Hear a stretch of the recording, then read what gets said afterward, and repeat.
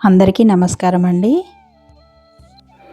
మంథని శ్రీ మహాలక్ష్మి అమ్మవారి దేవాలయంలో ఆధ్యాత్మిక శోభ సంతరించుకుంది. ఆషాఢ పౌర్ణమి సందర్భంగా నిర్వహించే శాకంబరి ఉత్సవాలకు ముందు రోజే భక్తి ప్రవాహం ఆలయాన్ని ముంచెత్తింది. పెద్ద సంఖ్యలో మహిళా భక్తులు రాత్రి వేళలో ఆలయానికి చేరుకొని అమ్మవారికి అలంకరించేందుకు కూరగాయల దండలను ఎంతో భక్తి శ్రద్ధలతో తయారు చేశారు.